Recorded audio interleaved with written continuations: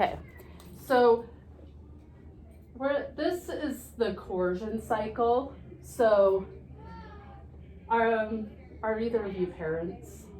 So, okay, well, you most likely were the child in a coercion cycle at one point in your childhood. You have, and as parents, we tend to fall in this a lot with our kids. So the coercion cycle is something we really want to avoid with our students. And so it always starts with a request. And I'll go through the precision commands with you both as well.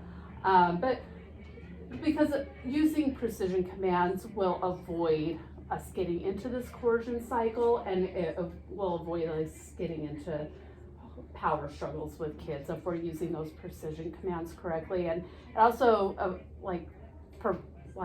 is supposed to prevent that nagging and just repeating the same thing over and over, and then they're not listening to you. So the coercion cycle starts with you make a request to the child ignores you, you make the request again, and maybe getting a little annoyed at that point that they're not listening, and then the child says no, or just walks away, is apparently that's obviously not following the direction. Then you give that request again, and then the child explodes, no, or no, I'm not going to do it, I'm not picking up that.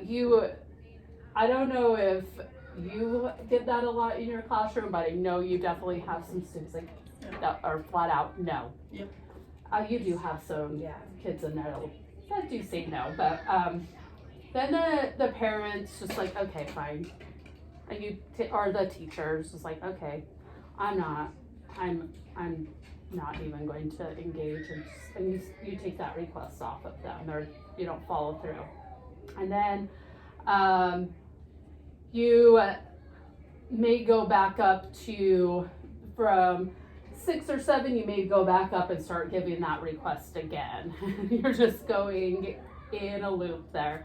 Or you're going to number 8 and you're starting to get really upset. And your tone of voice is getting escalated. The child can see your body language and your tone of voice that you're getting frustrated, and then they are at 9 just avoiding that request, and then it just starts to become that typical power struggle where they're escalating, the parent or the teacher escalating, and then a lot of times you just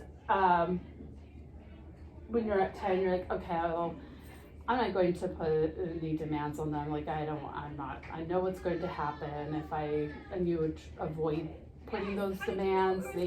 And then the child gets used to not getting those demands. Oh, I know what to do to get out of this direction. I just engage in this.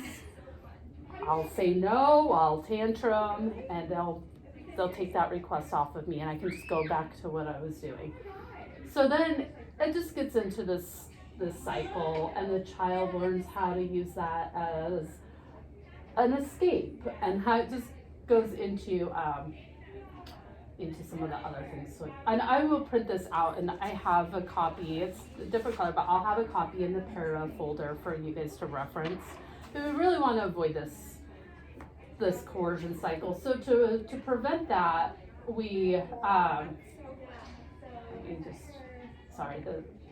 that's not what I wanted to get. We want to I'm going to scroll down and go through, just jump to precision commands. So we want to use precision commands when we're giving directions to the kids, so we can avoid that power struggle. And precision commands are just neutrally given. I think it's in this one. Sorry, I have a lot of. Oh, here we go. So you see that? Okay. I don't know if I can make it any better. Oh, it's big up there. Okay, it's small in here. So, the precision commands help to avoid that coercive behavior like getting into that power struggle. So when we give the first direction, I did create data sheets for each class. So you will see a general direction on the, let me just grab a copy of, this one's already filled out, but it will be good for you to see. So you'll see like here is generals, and this side is followed and not followed. So you may not always give a general. A general is given to the whole class. So Miss Burt or Miss Fasana, I'm like talking, you're Miss Burt, you're Miss Fasana. They may give a direction, line up, but if you guys are out at recess, you can say, you know, Miss Burt's class, it's time to line up. If the kids run over and line up where they're supposed to, that would be the direction that they followed on a general. So their IEP goals or their behavior intervention plans will often just say that they'll follow the directions given. So it doesn't specify general, please, or need. So we want to make sure they're following by a need direction. So the precision requests are, the please and need are given directly to a student where you're using their name. So you may say, Kaden, please line up for lunch, or Jordan, you need to line up for lunch. You're giving them that direction specifically, but you're always going to give the please direction first. And with our population, they may need a little bit of processing time. Like it says within 5 seconds on here, but just, you know, talk to Miss Fasana or Miss Burt. They may say, oh, we give him like 15 seconds, or we give her, 20 seconds because with having autism, sometimes the processing time is a little longer. So you want to make sure that you're giving them enough time to follow the direction before you're jumping in and like using your proximity to your body proximity to direct them. And then on this data sheet, if they follow the please direction, if you say, Jordan, please line up for lunch, and he comes over to the door, then you just put a tally mark in the where the please is. If he doesn't, if you've given him like 20 seconds, 30 seconds, and he's just still wandering and not following that direction, then you're going to say, Jordan, you need to line up for lunch. And give him that time to, if you see that he's starting to walk over, just sometimes they start to follow the direction and then they veer off and go somewhere else. So if he follows that direction, you would put that he followed on the, that he followed the need direction. If you get over here, if he didn't follow that please, you mark over here. If they're still not following when you get to that need direction, it gets marked over here. If you have to go over and say, we're going to lunch, your direction was to line up. You're not, there's the script. I will get you guys some there's little scripts for precision commands that you can keep on your, just put on your badge. And it's like the whole script, because we want to make sure we're using that same script with them to be consistent. And so when you get to that need, that's considered a not followed direction.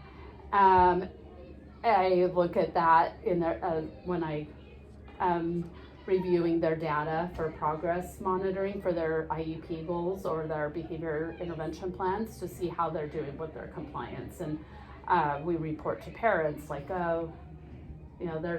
their compliance is improving, because I look and see they're following most of their directions, or if I see a decrease in compliance, we can report that to parents. Some variables that will affect compliance are using a question rather than the statement, like, hey, Justine, do you want to line up for lunch? Like no. You know, or, you know, like, hey Leslie, do you want to pick up your pencil off the floor? You can say, no, I don't. Yeah. You want to pick up your chair?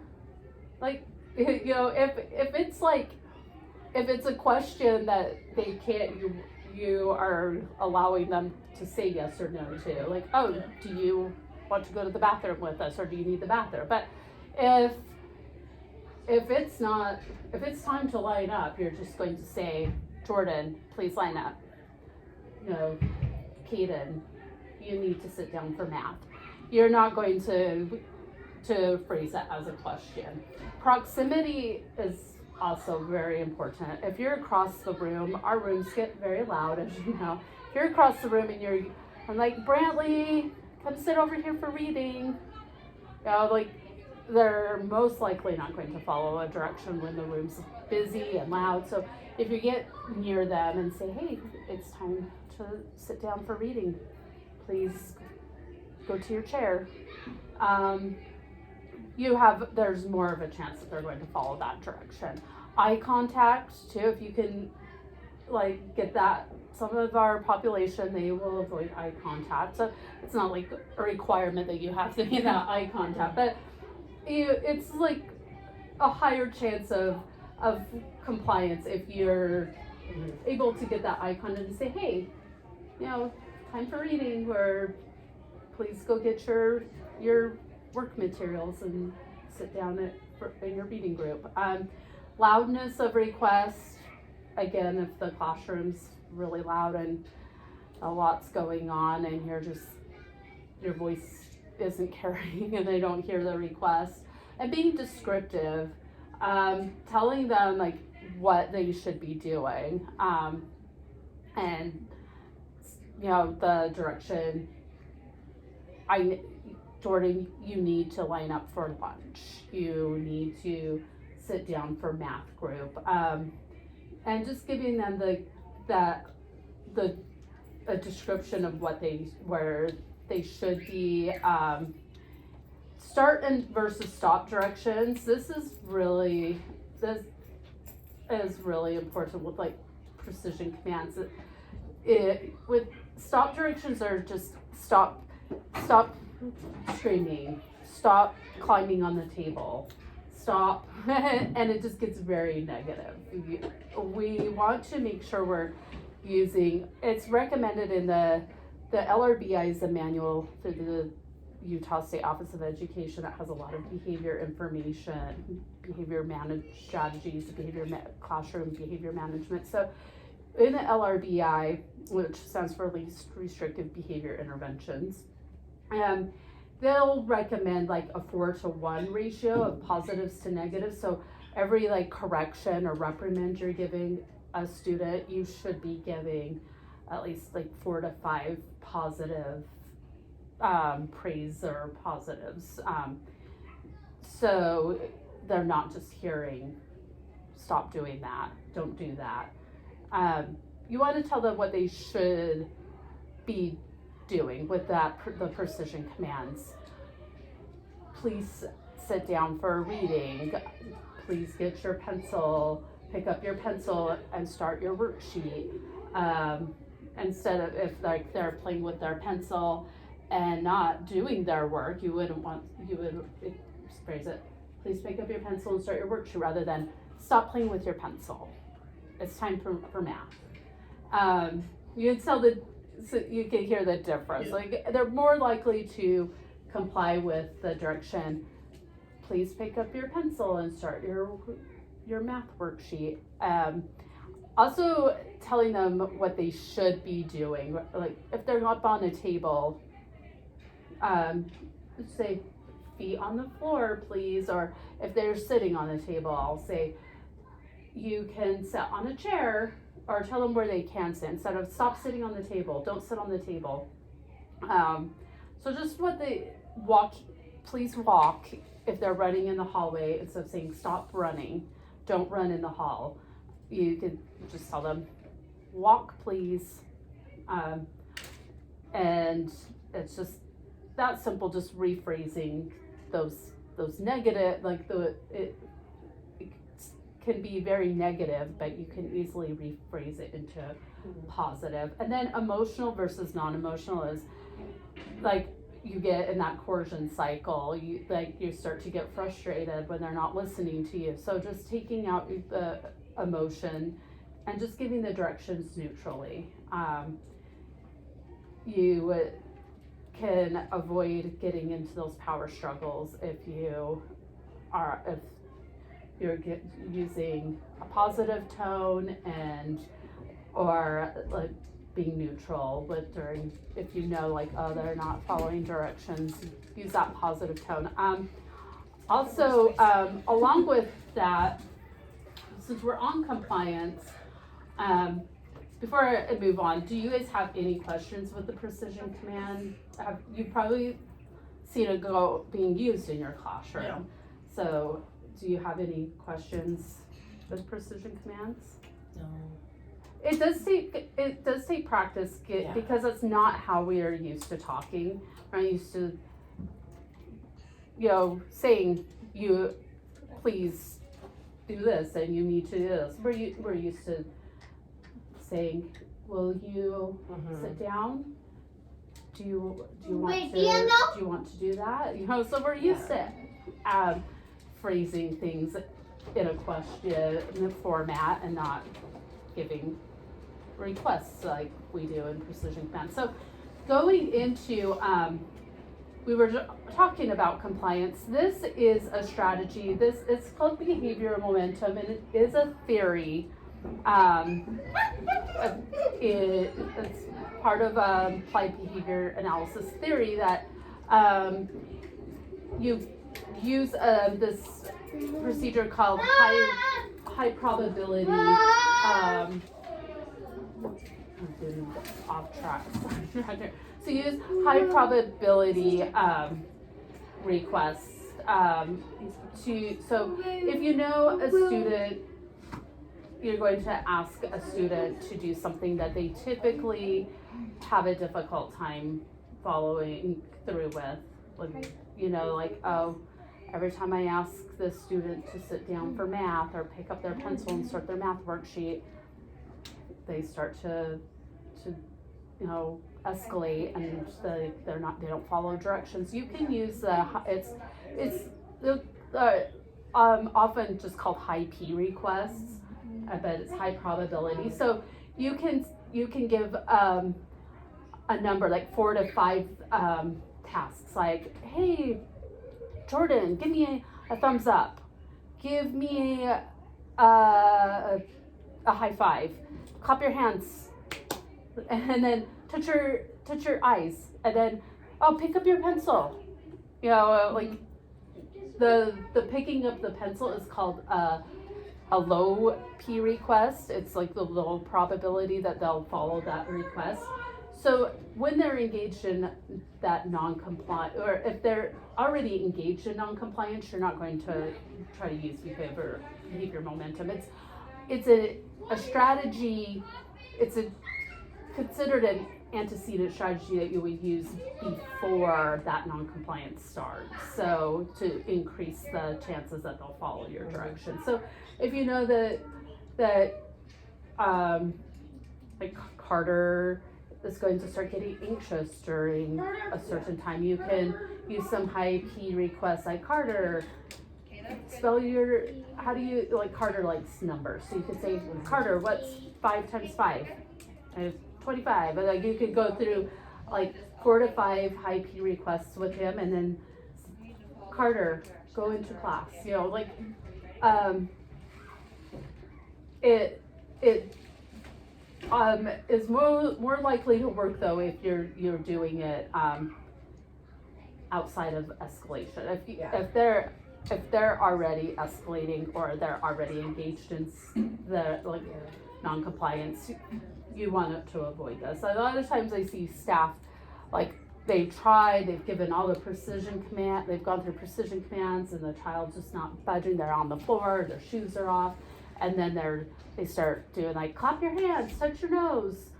And they go through all of the high probability requests, and they're like, put on your shoes, and the child's still just sitting there like, oh, As like, they were already engaged in the non-compliance, so they're not going to, the likelihood of them complying is slim at that point. So this is a strategy you'll want to use if you're already familiar with like some of the things that you're going, oh, if you know, like, oh, every time I ask Brantley to do this, he tells me no. So you're gonna do use these high P requests before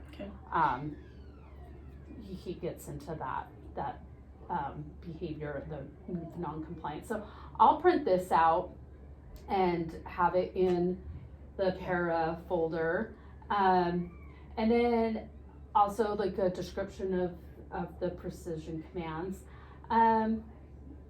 So there's a lot of information. I'm not going to go over everything. Obviously, we would be here for a very long time. So, you might hear, like Marie or Macy talk about, ABC data collection. So if there's students, there's about 4 or 5 students in Ms. Burke's class that are on behavior intervention plans.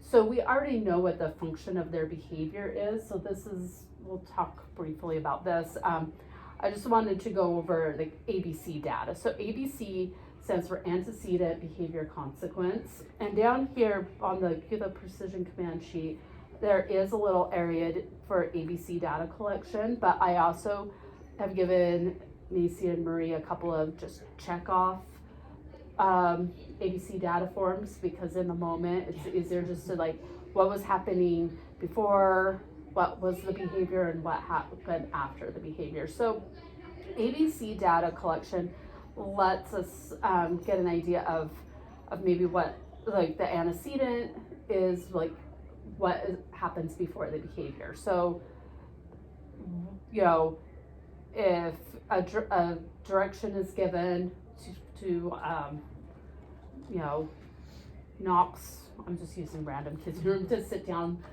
for a reading group, and he throws his chair down and says no, yeah, like that would be the antecedent. He was given a direction. And the behavior is throwing his chair down. Then what you do after, you may use precision commands. Knox, please pick up your chair. Or there may be a different consequence but it depends on the function of that behavior is what that will tell us like what the consequence should be. If they have a behavior intervention plan, it will outline what the antecedent strategies are what will be done before that behavior starts. What do we have in place to prevent the behavior in the first place? If we know like, oh, every time we give Jordan or a direction to complete his work, or we give him a direction that Chromebook time's over, he escalates. So we have to put things in place called antecedent strategies to try to prevent the escalation and the behavior from occurring. So when we do ABC data collection, we're trying to determine what is causing the behavior before, and then what we're doing after, and then we can create a behavior intervention plan. So you only have 3 kids in your class that are on behavior intervention plans, and we'll go into that more when I get the para folders put together. I'll go more into we'll meet again and go over some of the information in the folders. And then because some of this, like the functions of behaviors will be in the folders, and then I'll also have information about prompting procedures, and then I'll have their bits at a glance. So the students that are on behavior intervention plans, you'll be able to reference back and see what you should be doing before to prevent the behavior from happening, and then if the behavior does occur, what the consequence strategy or intervention should be. So for most people, not just kids, humans, we engage in behavior for four main reasons: escape, attention, to get access to an item, or sensory, something feels good. We like, we like to either we like the smell or the taste or like the visual. So the consequences are going to align to whatever the function is. So if the function, or if we find that the function is escape, we're going to teach them to use a break card to request a break instead of running out of the classroom. If we find that it's for attention, that they're engaging in a behavior, we're going to teach them how to gain attention appropriately. If it's tangible, we're going to give them access to the preferred items or activities, and teach them to request those items or activities appropriately. Sensory can be tricky because some of this is automatic and we can't control, like if it's an automatic, they find their own way to like with stimming, or you have some kids that have sensory in your class, and like there's kids in your class that have sensory, and it gets hard to because you can't take away, like the things that, like there's a student over here that's a very sensory oriented with lights, and it gets very difficult because they'll elope just to look at lights in certain parts of the hallway, and it's really hard to compete against automatic reinforcement and sensory when it's sensory, but because the other words are escape, attention, tangible, are considered social. Like the student needs another person to provide that reinforcement for them. So we could go into a lot more detail on this stuff, but this is just I just want to cover some basics right now. And then also with data collection, the data that you guys will be collecting will be frequency and duration. The data sheet, so this would be, the ABC data is often if we don't know the function of the behavior yet. So students that are new students, like that don't have a BIP, or if we're starting to see behavior from a student that's not on a BIP or behavior intervention plan, then we'll collect ABC data. But for those that are on a behavior plan, Macy and Marie both have data sheets for kids that are on behavior intervention plans, and they're in, Macy keeps all of her data sheets in a binder. And have you? I've seen them. I haven't. Okay, so we'll go through that. Like, a lot of that's just like frequency, making tallies, like whenever that either an incident occurs. Like each incident would be like if they spit, that might be counted as an incident if they spit, and then there's one spit and it doesn't happen again. But if it's like multiple and you're like, I can't count all these spits. You would, or there's just like repeated hitting, but then they stop after a while and then start it back up and there's a repeated hitting. Those you would want to count as an episode. If it's just like, you're not going to be able to count all of this happening to you. Like, I think it was about 38 hits and 27 spits there, but you can count it as an episode if it's that much.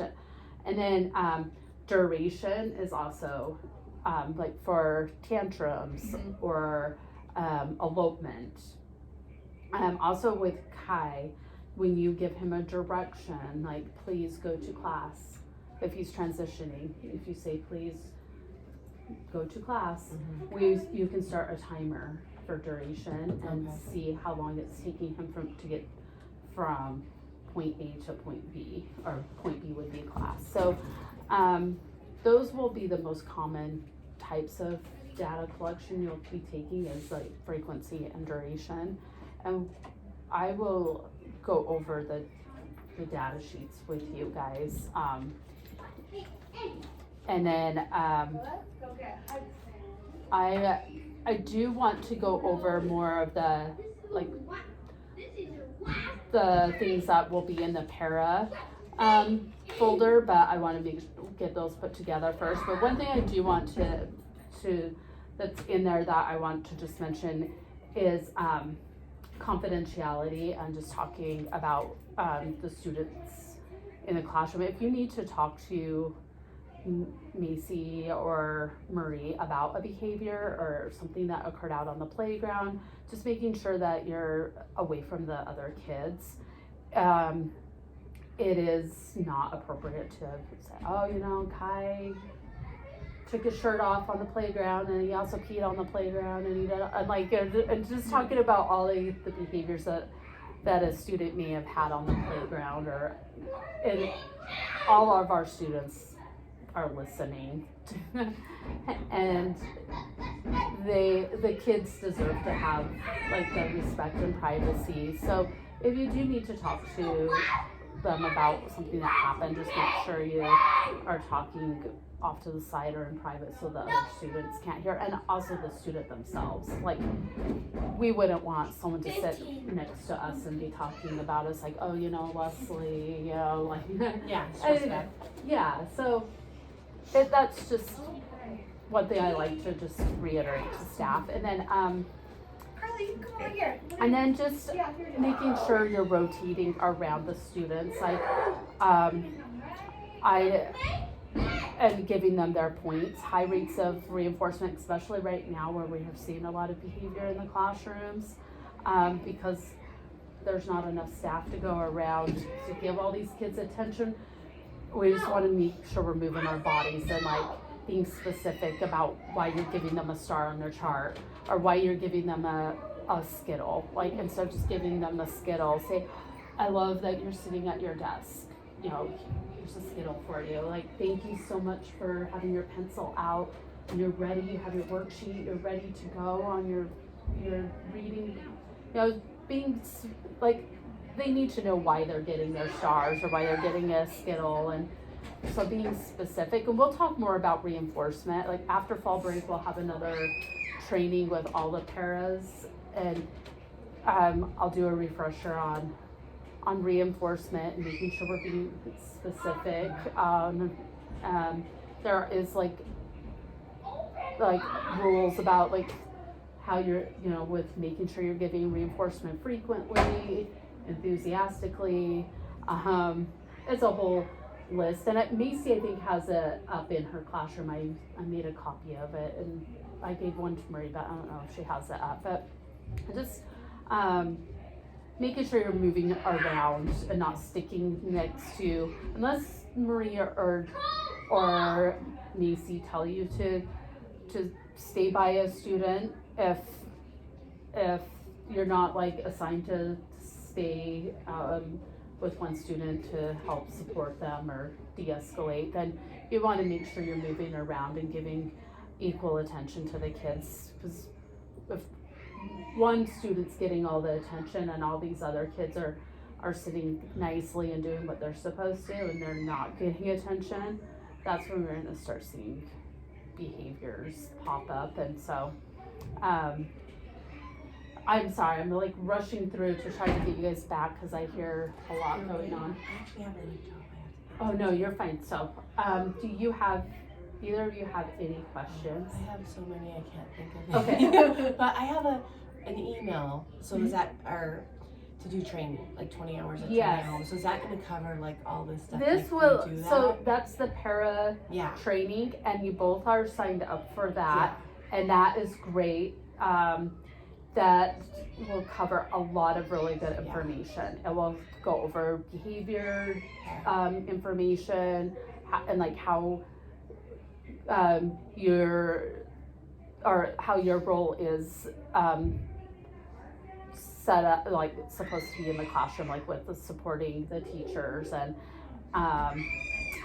there is also some like data collection information in there too, Okay, I believe. great. I was hoping to do it during spring or fall break. Yeah.